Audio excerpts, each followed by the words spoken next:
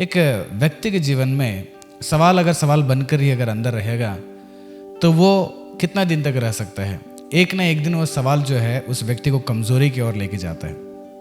इसलिए पिछले दिन में बहुत सारे लोग अनेक प्रकार के सवाल पूछे थे दशमांश के बारे में। मैं एक छोटा सा क्लिप बनाकर मैंने डाला था। तो आज एक भाई का एक और सवाल के लिए हम लोग जाने के लिए उसके बारे में परमेश्वर का वचन क्या कहता है उसको हम ध्यान करेंगे। इसलिए कि उस भाई का एक सवाल था। अगर आपका भी कोई प्रकार का सवाल है तो इस वीडियो के नीचे जो कमेंट बॉक्स में आप वो सवाल को डालिएगा, कोई प्रकार का जवाब हो, और जैसे मुझे समय मिलता है वैसे मैं आपको उस सवाल के लिए जवाब देने के लिए वचन के द्वारा मैं कोशिश करूँगा। उस भाई का एक सवाल ये था, उस भाई ने या बहन ने वो सवाल पूछे थे कि उत्पत्ति का 6वां अध्याय का पहला पद में एक विषय लिखा गया है कि परमेश्वर के पुत्र और मनुष्यों की पुत्रियों को ब्याह कर लिया करके। तो मैं जानना चाहता हूं ब्रदर कि परमेश्वर के पुत्र कौन है, स्वर्गदूत लोग हैं या मनुष्य लोग हैं? तो ये उनका सवाल था कि इसके बारे में मैं जानना चाहता हूं। सच में बहुत ही एक बेहतरीन सवाल है। इसलिए इस सवाल के लिए बहुत सारे जवाब हमने सुन चुके हैं और बहुत सारे लोगों के कमेंट्री बाइबल हो गया, स्टडी बाइबल हो गया, और कई अच्छे अच्छे सेवकों ने बता चुके होंगे। लेकिन मैं ये नहीं जानता हूं कि कितने लोग सही बोले हैं और कितने लोग गलत बोले हैं। और मेरा इस बात को केवल वचन के द्वारा ही आप फर्किएगा कि मैं जो आपको बताने वाला हूं उस बात जो है वचन के तहत कितना सच है और कितना गलत है। क्योंकि आज भी ऐसे लोग हैं कि परमेश्वर के पुत्र का मतलब स्वर्गदूत बोलकर कुछ लोग प्रचार किए हैं। इसको मानते हुए आज भी समाज में कई सारे कलीसिया के अंदर महिलाओं को हम देखते हैं, मैंने सुना हो और मैंने देखा भी हो, कई सारे औरतों का विचार ये है कि सच में दूतों के द्वारा अगर मनुष्य पैदा हुए हैं और उनका शरीर का व्यवहार, अगर शरीर का संबंध भी हुआ है, उनके द्वारा अगर बच्चे भी पैदा हो गए हैं, तो हम भी यीशु मसीह के दूसरे आगमन में जो यीशु मसीह के साथ दूत लोग आते हैं तो उनके साथ हम भी शादी करेंगे बोलकर आज भी कई सारे बहन लोग जो है, औरत लोग अपने जीवन को बिता रहे हैं। कारण क्या है? उस वचन परमेश्वर को पुत्र करके बोल दिया है। और हमारे मध्य में भी कई सारे लोग यही प्रचार किए हैं परमेश्वर के पुत्र मतलब स्वर्गदूत लोग बोलकर। और इसके चलते बहुत सारे लोग क्या कर रहे हैं, एक अंधविश्वास में जा रहे हैं और गलत सिद्धांतों को लेकर जा रहे हैं और गलत विचारों को लेकर अपने आप को एक क्या बोलते हैं गलत दिशा की ओर क्या करे वो दौड़ रहे हैं। इसलिए जो भी ये सवाल पूछे हैं उस भाई को बहुत बहुत अभिनंदन हो। और आप ऐसे ही प्रकार के सवाल पूछे जो बाइबल में सब लोग जानना चाहते हैं। बाइबल में सब लोग जो अंधविश्वास की ओर जा रहे हैं उसको सही से जाने और सही रास्ता में वो जीवन बिताएं। क्योंकि बाइबल में उस वचन क्या जिक्र किया गया, क्या बताया गया है, हम उस वचन को एक बार पढ़ेंगे, उसके बाद उसके अंदर की गहराई को हम थोड़ा सा समझने के लिए हम लोग चल पड़ेंगे। मेरे साथ निकालिएगा उत्पत्ति का 6वां अध्याय का पहला पद से पढ़ता हूं। फिर जब मनुष्य भूमि के ऊपर बहुत बढ़ने लगे और उनके बेटियां उत्पन्न हुए, मनुष्य जब बढ़ने लगे उनको बेटियां उत्पन्न हुए, तब परमेश्वर के पुत्रों ने मनुष्यों की पुत्रियों को देखा कि वे सुंदर हैं और उन्होंने जिसको चाहा उनसे विवाह कर लिया। यहां इस वचन को देखकर कई सारे लोग ये भी बोल चुके हैं कि परमेश्वर को पुत्र मतलब यीशु मसीह बोलकर। मतलब अजीब अजीब लोग हैं। यीशु मसीह आए थे, यीशु मसीह आके शादी किए होंगे, पवित्र आत्मा आके शादी किए होंगे। इतने गलत विचार या गलत प्रकार के प्रचार जो समाज के बीच में फैल गया है और मसीह के बीच में भी फैल चुका है। तो हमें यह समझना पड़ेगा कि बाइबल हमें क्या समझाना चाहती है, बाइबल हमें क्या दिखाना चाहती है। हम एक वचन में अगर एक ही वचन में अगर सालों भर बैठ जाएंगे तो कभी भी हमें जवाब नहीं मिलता है। बाइबल के लिए जो भी वचन है उसके लिए पूरे बाइबल को हम क्या करना पड़ेगा, छानबीन करना पड़ता है। इसलिए हम ये सबसे पहले जानना चाहिए, क्या परमेश्वर ने कभी अपने दूतों को ये मेरे पुत्र है कहा था? यह हमें खोजना पड़ेगा। बाइबल में कौन सी कोना में और कहां पर परमेश्वर ने कहा कि स्वर्गदूतों को ये मेरे पुत्र है? गाब्रियल को परमेश्वर ने कहां पर कहा था कि ये मेरा पुत्र है ना? और मिकाएल को परमेश्वर ने कब कहा था कि ये मेरा पुत्र है? ऐसे करोड़ों अरबों स्वर्गदूत है ना। स्वर्ग में एक बहुत बड़ा समूह है और करोड़ों के हिसाब से समूह स्वर्गदूत लोग। और उन दूतों में से किसको परमेश्वर ने कहा था कि ये मेरा पुत्र है? बाइबल में आप मेरे साथ पढ़िएगा, आखिर परमेश्वर ने कहां पर दूतों के लिए मेरा पुत्र कहा होगा? इब्रानियों का पहला अध्याय 5वां पद में, वहां से लेकर आप लोग 14 पद तक पढ़ते हैं, तो मैं केवल 3-4 पद को मैं वहां पर पढ़ूंगा, समझने के लिए कोशिश कीजिएगा। पहला पद का 5वां पद है, क्योंकि स्वर्गदूतों में से उसने यानी कि परमेश्वर ने कब किससे कहा, किसको कब कहा था कि तू मेरा पुत्र है? स्वर्गदूतों को परमेश्वर ने कभी नहीं कहा था कि ये मेरा पुत्र है। जो उत्पत्ति का 6वां अध्याय में बोलते हैं परमेश्वर के पुत्र ने मनुष्य की पुत्रियों से विवाह कर लिया, वो जो परमेश्वर के पुत्र है, अगर स्वर्गदूत लोग अगर कहेंगे तो परमेश्वर ने कब किसको कहा था कि ये मेरा पुत्र है? ये नया नियम में, पुराने नियम को पार होने के बाद कई साल के बाद पवित्र आत्मा ने आकर अपने दूतों भक्तों को इस्तेमाल करके बात किए हुए एक शब्द था ये, है ना? प्रेरितों के द्वारा ये बात को, यानी कि आयुब के बाद, उत्पत्ति के बाद, मलाकी के बाद, मत्ती के बाद, मार्क के बाद, लास्ट में इब्रानियों की किताब के बाद कहीं पर भी, इससे पहले आप कहीं पर भी कुछ भी पढ़े होंगे, थोड़ा सा ट्रांसलेशन मिसलीड किया होगा, ट्रांसलेशन करते समय कोई शब्द उधर इधर पीछे आगे हो गया होगा, लेकिन इब्रानियों की किताब में परमेश्वर के दास बताता है कि कब किसको कहा था परमेश्वर ने कि ये मेरा पुत्र है, आज तुम मुझसे उत्पन्न हुआ है, मेरे से आप उत्पन्न हुआ है। यानी कि बोलते हैं ना, यीशु मसीह को मेरा पहलौठा पुत्र बोलते हैं, एकलौता पुत्र बोलते हैं। मैं आगे आ जाऊंगा। परमेश्वर ने कब कहा था कि तुम मुझसे उत्पन्न हुआ है, मतलब मुझसे पैदा हो गया है, और फिर यह कि मैं उसका पिता हूंगा। कब परमेश्वर ने कहा था कि दूतों को मैं तुम्हारा पिता हूं? परमेश्वर ने कहीं पर भी नहीं कहा है ना? फिर बताता है कि और वह मेरा पुत्र होगा। दूतों को परमेश्वर ने कहीं नहीं कहा कि ये मेरा पुत्र होगा, मैं इनके पिता हूं, कहीं पर भी नहीं। मेरे बात मत मानिएगा, वचन का बात मानेंगे। हम और आप दो जो है, वचन मेरे और आपके हाथ में है, और हम दोनों क्या करेंगे, वचन को लेकर क्या करना पड़ेगा, हमें चलना पड़ेगा। तो परमेश्वर ने कहीं पर भी नहीं कहा ना कि मेरा पुत्र है बोलकर। फिर 6वां पद देखिएगा, और जब पहलाटा को जगत में फिर लाता है, परमेश्वर ने फिर पहलाटा को फिर जगत में लाने वाले हैं, हाँ लाता है कि परमेश्वर के सब स्वर्गदूत उसे दंडवत करे। स्वर्गदूत लोग पहलावटा यीशु मसीह को दंडवत करने वाले जब यीशु मसीह दूसरा आगमन में आएंगे। फिर 13वां पद, और स्वर्गदूतों में से उसने किससे कब कहा कि तू मेरा दाहिना बेटो? किससे कहा था परमेश्वर ने दाहिना बेटो?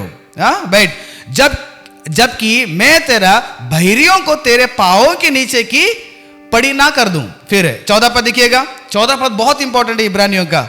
क्या वे सब सेवा टहल करने वाले आत्माएं नहीं? स्वर्गदूत लोग सेवा टहल करने वाले आत्माएं हैं। हमें परमेश्वर का वो सेवा करने वाले हैं जो उद्धार पाने वालों के लिए सेवा करने को भेजी जाती है। उद्धार पाने वालों के लिए सेवा करने के लिए भेजे जाने वाले लोग हैं दूत लोग। प्रियो, ये जो सब्जेक्ट है ना, सबसे बहुत बड़ा सब्जेक्ट है, इसलिए ध्यान से सुनिएगा। परमेश्वर ने किसी को भी मेरा पुत्र नहीं कहा, और किसी को भी मैं तुम्हारा बाप करके कोई दूत को परमेश्वर ने नहीं कहा है कहीं पर भी। इब्रानियों के ग्रंथ में परमेश्वर के दासों ने यहां पर ये पवित्र आत्मा के द्वारा जिक्र किए हैं। फिर दूसरी बात यह है, क्या स्वर्गदूतों ने शादी कर सकते हैं? स्वर्गदूतों ने कहीं पर विवाह कर लिया है या विवाह कर सकते हैं, शादी कर सकते हैं वो लोग? अगर उसको भी अगर आप ध्यान करते हैं तो लूका रचित सुसमाचार 20वां अध्याय का 34 से लेकर 36वां पद तक जाके पढ़िएगा। वहां पर यह घटना यह है कि एक फरीसी शास्त्री लोग सब मिलकर यीशु मसीह के पास आते हैं, तो कहते हैं कि एक भाई था और वो एक विवाह कर लिया, मर गया, और उसका भाई ने दूसरा शादी कर लिया उस भाभी से, फिर वो भी मर गया, तीसरा व्यक्ति, ऐसे 7 लोग शादी कर लिए और 7 भाई लोग मर गए। आखिरी में वो जो औरत थी वो भी मर गई। तो पुनरुत्थान के बाद, क्योंकि पुनरुत्थान का वहां पर थोड़ा सा समस्या था, मरने के बाद जी उठने के बारे में, तो पुनरुत्थान के बाद, मर के जी उठने के बाद, वो जो स्त्री यहां पर 7 लोगों से विवाह कर ली थी, वह किसका पत्नी हो जाएगी? किसका पत्नी रहेंगे? तब यीशु मसीह ने उन सभी लोगों को एक घटना बोलते हैं। क्या बोलते हैं? वही लूका 20 का 34 से लेकर 36। यीशु ने उनसे कहा कि इस युग के संतानों में तो ब्याह शादी होता है, यहां इस संसार में शादी होता है, पर जो लोग इस योग्य ठहरेंगे कि उस युग को और मरे हुए में से जी उठना प्राप्त करे, उनमें ब्याह शादी ना होंगे। मरने के बाद इस युग में जो शादी होता है, विवाह करते ठीक है, विवाह होता है, शादी होता है, बच्चे होते हैं, सब ठीक है, लेकिन मरने के बाद जब वो जी उठते हैं ना, उस वक्त में उनका विवाह नहीं होगा, उनका शादी नहीं होगा। 36वां पद, वे फिर मरने की भी नहीं, वो फिर मरेंगे भी नहीं। एक ही बार इस संसार में शरीर निकल जाता है, फिर आत्मा निकल जाता है, मर के जी उठते हैं, फिर वो मरेंगे नहीं, बोल रहे परमेश्वर, है ना। फिर नहीं मरेंगे, क्योंकि वे स्वर्गदूतों के समान होंगे और जी उठने के संतान होने से परमेश्वर के भी संतान होंगे। यानी कि स्वर्गदूतों के समान विवाह होने के बाद, इस संसार में मरने के बाद जब उस व्यक्ति जी उठ जाता है, मरने के बाद जी उठता है, उस व्यक्ति जो है स्वर्गदूतों के समान रहेगा। यानी कि उसको विवाह नहीं होगा वहां पर, यहां पर आपको विवाह है। यानी कि यीशु मसीह की बात सुनिएगा, दूतों के समान रहेंगे, मरने के बाद दूतों के समान होंगे, वहां पर विवाह नहीं होगा। यानी कि दूत लोग विवाह नहीं करते हैं, स्वर्गदूतों के बीच में शादी नहीं होता है। तो यह चीज हमारे मसीह समाज में कई सारे लोग नहीं जानते हैं। इसलिए प्रियो, परमेश्वर ने कभी भी किसी दूत को नहीं कहा कि ये मेरा पुत्र है, और परमेश्वर ने यह भी नहीं कहा कि मैं तुम्हारा पिता हूं। और परमेश्वर के वचन में यीशु मसीह, महाज्ञानी यीशु मसीह बताते हैं कि स्वर्गदूतों को शादी नहीं होगा। एक एग्जाम्पल दे दिए हैं, मरने के बाद शादी नहीं होगा, वो सब स्वर्गदूत के समान रहेंगे। आपको मरने के बाद शादी नहीं होगा, जैसे दूतों को भी शादी नहीं होता है। इसलिए प्रिय परमेश्वर के लोगों, पहला हम यह समझना चाहिए कि उत्पत्ति का 6वां अध्याय का पहला पद में जो परमेश्वर ने जिक्र किया, परमेश्वर का वचन क्या लिखा गया है, मनुष्य भूमि के ऊपर बहुत बढ़ने लगे और उनके बेटियां उत्पन्न हुए। तब परमेश्वर के पुत्रों ने मनुष्यों की पुत्रियों को देखा कि वे सुंदर है, और उन्होंने जिसको चाहा उनसे विवाह कर लिया। यहां पर जो परमेश्वर का पुत्र है वह स्वर्गदूत नहीं है, क्योंकि मैंने 2 रीजन दे दिया। एक, परमेश्वर ने किसी को नहीं कहा कि ये मेरा पुत्र है दूतों के बीच में, वो सब लोग मेरा और आपका परमेश्वर का सेवा करने वाले सेवक लोग हैं, वो सेवा टाल करने वाले लोग हैं, वो पुत्र नहीं है परमेश्वर के। और दूसरा, दूत लोग शादी नहीं करते हैं, दूतों के बीच में कोई प्रकार का शादी नहीं होता है, ठीक है ना। दूतों के देह अलग होता है, हमारा देह अलग हो जाता है, ठीक है ना। ये हमें समझना बहुत जरूरत होता है। तो देखिएगा, आखिर अगर वो दूत नहीं है तो उस जगह में जिक्र किया हुआ लोग कौन है जी।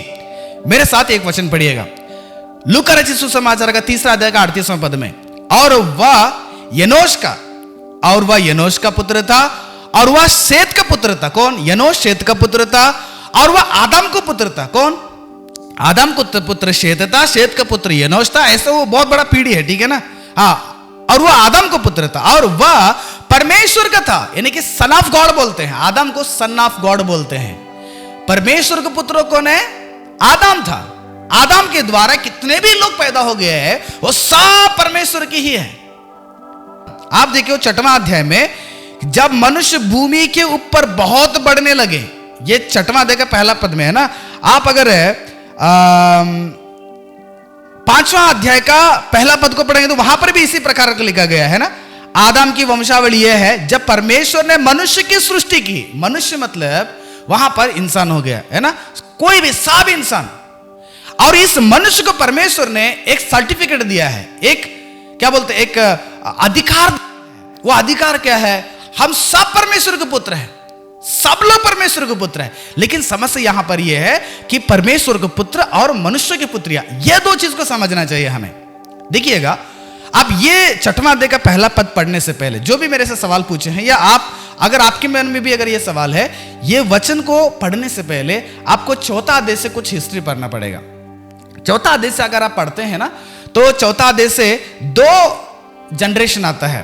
तो पहला, परमेश्वर आदम को 2 पुत्र होते हैं, एक कैन और एबेल, और हाबेल मर जाता है, और कैन वहां पर पाप करने के बाद कैन का जनरेशन, और तीसरा बेटा आदम को, उसका नाम है सेत।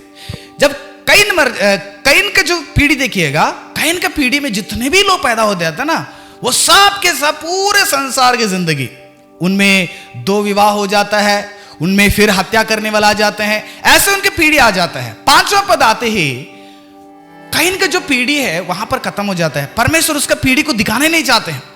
लेकिन 4वां अध्याय के लास्ट पद में देखिएगा, वहां पर आदम को तीसरा बेटा उत्पन्न होता है, उसका नाम सेत है। सेत जैसे उत्पन्न हो जाता है, ये दोनों जनरेशन को आपको बाद में पढ़ना पड़ेगा क्योंकि मुझे उतना समय नहीं। जैसे सेत उत्पन्न हो जाता है, सेत के पीढ़ी को एक बार देखिएगा, सेत के पीढ़ी जितने भी लोग जो पैदा हो जाते हैं ना, उनमें से बहुत सारे लोग हो जाते हैं। एग्जाम्पल बताना चाहता हूं, जो हनोक है है ना, हनोक हो गया और मेतुशेल हो गया और कितने भी लोग, कितने जनरेशन वहां पर आ जाते हैं सेत के बाद। सब लोग एक ना एक प्रकार से परमेश्वर की इच्छा को पूरा करना, परमेश्वर के साथ रहना, परमेश्वर की मर्जी को पूरा करना, परमेश्वर में बने रहना, परमेश्वर के अलावा मेरे जीवन में कुछ और भी नहीं। जिंदगी भर वो अपने काम, अपने संसार के जीवन के साथ साथ अधिकतर समय जो है वो परमेश्वर के लिए जीवन बिताएं। यहां पर दो जनरेशन है, दो पीढ़ी है, एक कैन का पीढ़ी और एक सेत का पीढ़ी। कैन का पीढ़ी जो है वो केवल संसार के रीति रिवाज, संसार के रास्ता में, संसार के पापों में, संसार के ही अंदर वो मगन होकर अपने जिंदगी को पूरे पाप भरा जीवन बिताना शुरू कर दिए, क्योंकि कैन के पीढ़ी पूरा वही हो जाता है। इसलिए परमेश्वर ने तीसरा बेटा को देता सेत को आदम के जीवन में, और वहां से परमेश्वर की आराधना शुरू हो जाती। इससे पहले कैन के परिवार में कोई भी परमेश्वर का नाम लेकर आराधना शुरू नहीं किए थे। इसलिए सेत उत्पन्न होने के बाद सेत के परिवार को एक बार देखिएगा, सब लोग परमेश्वर के इच्छाओं को पूरा करने वाले हैं। ये दो जनरेशन को अगर आप जान लेते हैं, ये दो पीढ़ी को अगर अच्छे से आप लोग जान लेते हैं, तो आप जो है मेरे साथ एक वचन को पढ़ना पड़ेगा, रोमी का अध्याय 8वां अध्याय 14 पद। यहां पर परमेश्वर ने क्या बोलते देखिएगा, इसलिए कि जितने भी लोग हैं परमेश्वर की आत्मा के चलाए चलते हैं, जितने भी लोग हैं संसार में, वो सब अगर परमेश्वर के आत्मा के चलाए चलते हैं, वे ही परमेश्वर के पुत्र हैं। क्लियर हो गया? मनुष्य में से दो लोग हैं। इस मनुष्य में, जो मनुष्य में से पैदा होने वाले लोगों में से दो प्रकार के लोग हैं। एक जो है केवल शारीरिक जीवन, केवल संसार का जीवन, केवल संसार में मगन रहना, संसार में विलीन रहना, पूरे शरीर की अभिलाषाओं में रहना, व्यभिचार हो गया, पियक्कड़न हो गया, गंदे काम हो गया, लुचपन हो गया, जितने भी पाप भरा जीवन है उसमें कुछ लोग मगन होकर उसी में जीवन बिताना चाहते हैं। वह कुछ लोगों के लिए चाहिए, और वो एक प्रकार के लोग होंगे। तो दूसरी प्रकार के लोग हैं जो सेत के परिवार है, वह परमेश्वर के आत्मा के चलाए चलना। परमेश्वर की आत्मा क्या सिखाना चाहता है, परमेश्वर क्या बताना चाहता है, परमेश्वर कौन सी रास्ता दिखाना चाहता है, उस रास्ते में जीने वाले लोग होते। इसलिए परमेश्वर का वचन बताता है, जितने लोग परमेश्वर के आत्मा के चलाए चलते हैं वह सब परमेश्वर के पुत्र हैं। यानी कि यहां पर मनुष्य ही थे। वहां पर जो 6वां अध्याय का पहला पद में जो जिक्र किया गया है, परमेश्वर के पुत्रों ने मनुष्यों की पुत्रियों को विवाह कर लिया। परमेश्वर के पुत्र मतलब परमेश्वर के अंदर, परमेश्वर के आत्मा के चलाए चलने वाले सेत के परिवार के लोग जो है, सेत के परिवार के लोग, कैन के परिवार के महिलाओं को, जो पाप भरा जिंदगी था, जो पापी होकर अपने जीवन को केवल संसार के लिए जीवन बिताया, कभी परमेश्वर की तरफ नहीं देखा, कभी परमेश्वर को समझने के लिए कोशिश नहीं किया, परमेश्वर के लिए जीने के लिए कोशिश नहीं किया, उन शारीरिक अभिलाषाओं में भरे हुए लोगों के साथ क्या कर दिया, उन्होंने विवाह करना शुरू हो गया। यानी कि एक तरफ बोलना है तो एक परमेश्वर को जानने वाले, परमेश्वर का अच्छे एक जनरेशन, एक संसार का मांस, एक शारीरिक सोच रहने वाले लोगों के साथ क्या करने लगे, वहां पर विवाह करने लगे। इसलिए जो सेत के परिवार है वो वहां पर परमेश्वर के पुत्र करके कहा गया है, और जो मनुष्य के पुत्र मतलब वो कैन के परिवार के लोगों को वहां पर कहा गया है। एक और वचन पढ़ना चाहता हूं, गलातियों का 3 अध्याय 26वां पद देखिएगा, क्योंकि तुम सब, जो आज नए नियम में, तुम सब उस विश्वास करने के द्वारा जो मसीह यीशु पर है परमेश्वर के संतान हैं। परमेश्वर के पुत्र, संतान सब एक ही है। वहां पर मेल फीमेल ट्रांसजेंडर कोई प्रकार का भेदभाव नहीं, हम सब परमेश्वर के संतान हैं, हम सब परमेश्वर के पुत्र हैं। इसलिए प्रिय परमेश्वर के लोगों, जिस ढंग से आज यीशु मसीह को जानने के द्वारा, यीशु मसीह को मानने के द्वारा, यीशु मसीह को विश्वास करने के बाद आज परमेश्वर ने वो अधिकार हमें दिया है। यूहन्ना का पहला अध्याय का अंदर भी वही चीज मिलता है कि हम मांस से नहीं बल्कि यीशु मसीह के पवित्र लहू के द्वारा क्या हो गए, परमेश्वर का संतान ठहरे, परमेश्वर के पुत्र ठहरे। यस, परमेश्वर का बोलने के मतलब यह है, जितने भी लोग परमेश्वर के अनुसार या परमेश्वर के रास्ता पे जीने वाले थे उस समय में, जो आदि में, वे सब लोग परमेश्वर के पुत्र थे। वो सेत के परिवार के थे। सेत के परिवार के लोग कैन के परिवार के लोगों को देखें और वो बहुत सुंदर थे, तब उनके साथ जाकर वो क्या करने लगे, विवाह करना शुरू कर दिए। तो ये चीज परमेश्वर को पसंद नहीं होता है। आज भी यही चीज है।